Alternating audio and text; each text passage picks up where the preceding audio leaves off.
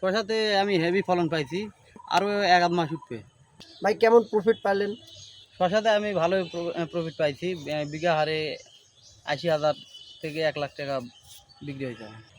সালামু আলাইকুম রহমতুল্লাহ। আমি আবু হানিফ, গ্রিন এগ্রো থেকে আপনাদেরকে ধন্যবাদ ও স্বাগতম। আমি এখন আপনাদেরকে একটি প্রজেক্ট দেখানোর জন্য চলে এসেছি। এটা হচ্ছে আমাদের দিনাজপুর জেলায় বিরামপুর উপজেলায়। আপনারা দেখতে পাচ্ছেন চারপাশে সুন্দর একটি সবজি প্রজেক্ট। মার্শাল্লাহ, অসাধারণ একটি ভিউ চলে এসেছে। একই জমিতে 3 রকমের ফসল ফলাচ্ছেন আমাদের কৃষি ভাই। কিভাবে ফলাচ্ছেন, আসলে প্রত্যেকটা ফসলে সুন্দর হয়েছে। আমরা তার মুখ থেকেই শুনবো এই ফসলটা কিভাবে ফলাচ্ছেন এক জমিতে। ভাই আসসালামু আলাইকুম। ওয়ালাইকুম আসসালাম। আপনার নামটা? আমার নাম মোহাম্মদ হাফিজুল ইসলাম। হাফিজুল ইসলাম। আপনি একই জমিতে আসলে দেখতেছি 3টা ফসল, একটা করলা, একটা শসা, আবার ঝিঙ্গা। আসলে কিভাবে সম্ভব একটু বললে ভালো হতো। এখানে করলা আর শসা আমি একসাথে লাগাইছি, হাইব্রিড শসা আর করলা একসাথে। হাইব্রিড শসা আমার শেষ হবে, করলা উঠবে। আচ্ছা, তো এটাতে কেমন ফল, মানে শসাতে কেমন ফল পেলেন? শসাতে আমি হেভি ফলন পাইছি, আরো কতদিন উঠবে? আরও এক আধ মাস উঠবে। মাশাআল্লাহ।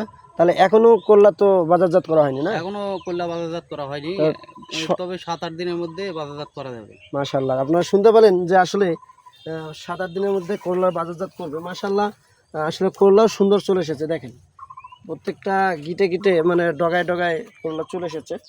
তো আপনারা শুনতে পেলেন আমাদের ভাইয়ের থেকে যে শসা এবং করলা, শসা কিন্তু শেষ করে ফেলছে, তাই না? শসা শেষের পথে, প্রায় শেষের পথে। এখন উনি আর 2-3 দিন পর, মানে আর 2-3 হাট হয়তো বা শসা খাবে, এরপর শসাটা আউট করে দিবেন নাকি? শসার গাছ উপরে দিব, এখন করলার গাছ আবার হবে, এরপর আবার কুমড়ার গাছ লাগা আছে, কুমড়ার গাছ উঠছে। মাশাআল্লাহ মাশাআল্লাহ, সুন্দর, অসাধারণ একটি তার অভিজ্ঞতা। ভাই কেমন প্রফিট পাইলেন? শসাতে আমি ভালো প্রফিট পাইছি, বিঘা হারে ৮০,০০০ থেকে ১,০০,০০০ টাকা বিক্রি হয়েছে। তো আপনারা শুনতে পেলেন যে 1 বিঘাতে শসা আবাদ করে ৮০,০০০ টাকা প্রফিট পেয়েছেন, এবং তার মাঝখানে ডিজিটাল পদ্ধতিতে এই মালচিং ব্যবহার করে তিনি করলাও আবার রেডি করেছেন, আর 2-3 দিন পর থেকে করলা হারভেস্টিং করবেন। তো আসলে মালচিং ব্যবহার করে কেমন ফলন পাচ্ছেন এটা বিষয়? মালচিং আবাদ করে আগে মাটির যেটা আবাদ করেছি তার চেয়ে ডবল ফলন। মাশাআল্লাহ মাশাআল্লাহ, ডবল ফলন। ডবল ফলন। তাই আসলে বর্তমান প্রেক্ষাপট এখন বর্তমান হচ্ছে ডিজিটাল পদ্ধতি।